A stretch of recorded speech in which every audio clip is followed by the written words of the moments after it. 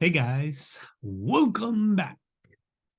Um, the other day I was asked about my favorite quote.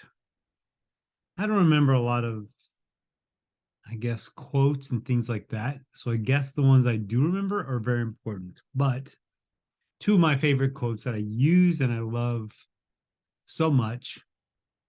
And number one is gosh, there's some blank. That's ridiculous. One of my I love is attitude reflects leadership, whether your company, your family, whatever. So whatever everyone's attitude is a direct reflection of how their leader acts. I mean, I also heard this study just not too long ago that um, most employees that leave a job leave because of their relationship to their supervisor, and their relationship with that supervisor is what usually causes them to leave. It's not really money or anything else. I thought that was very interesting. Um, and then the other one, the other saying is, um, gosh, I'm gonna probably mess this up because I know it too well. That happiness is a direct reflection of the amount of insecurity you can handle. Meaning, if you can walk into a building not knowing whether the roof's going to fall on your head or not, but you're still happy about that, that's kind of what that means. Or, um, okay, it's come back to me now. The quality of life the quality of life is a direct reflection to the amount of insecurity you can handle. That means, walking into a building, or if you can be happy in your situation, money, whatever, but then not know exactly how you're going to, make money or how much you're going to make that week or month or year, but you're still have happiness in that. That to me, that's the key, right? And I love those phrases, but it's just like, to me, that the second one, the amount of happiness is really, I don't even know what I'm saying right now. I got so distracted. Somebody pulled up outside and the stereo is blazing, and they're in a vehicle that their stereo probably costs more than their car. So they had to wait and see to make sure this young gentleman getting out was in fact who I thought. And in fact, their pants were not covering their underwear, meaning they were dropping down.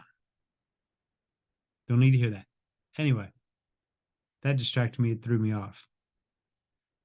But I think sayings like that, very, very, very important. And I think, when you really look at what they mean, and they can mean different things throughout the years as we evolve. But, like the one attitude reflects leadership. I just remember how Lou Holtz said when they scored a touchdown, he didn't react. He didn't celebrate. He didn't do anything, jump up and down, all that stuff. He just had that very stoic face, like, good job. And he said he did that because they were expected to score. Like when we have the ball, we expect to make a touchdown. There's no other option to this game.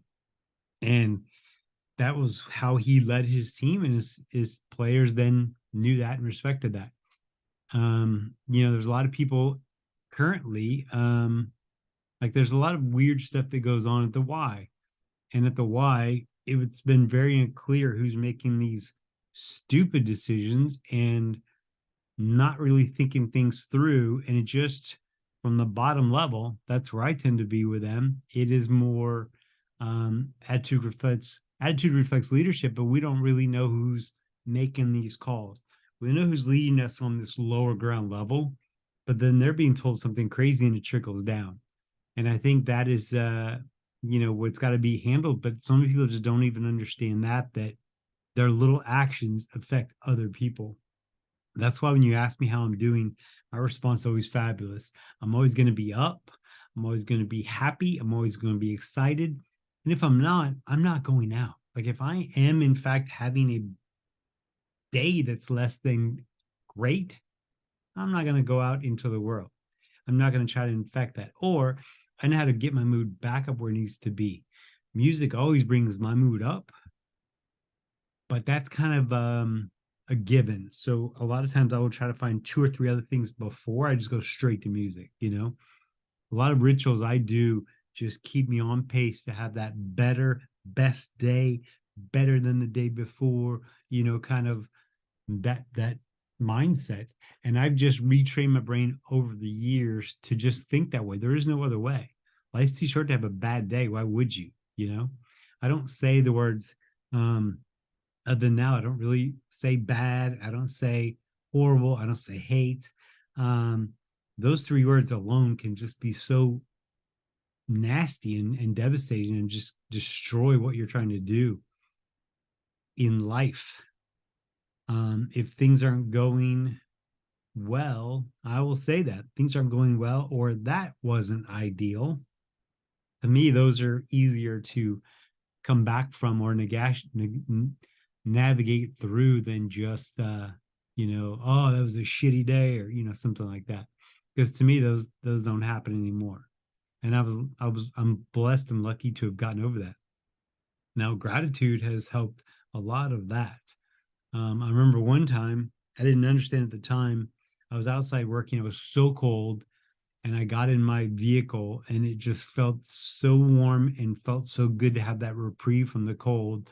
And as I'm driving, it felt like my car was running better, driving better. Everything about it just felt better and perfect. And I realized it felt that way because of gratitude that I felt. I was grateful to be out of the cold, grateful for this vehicle, and then that made the whole vehicle so much better. So gratitude will get you there on a regular basis. And I'm guilty of saying, well, I don't have anything I'm grateful for. It's like sometimes the little things are the big things, and you just have to find all of those little moments to make them better. So attitude reflects leadership, and the quality of life is a direct reflection of the amount of insecurity you can handle. Boom. On that note, I will let y'all be. All right, y'all. Till next time. Bye.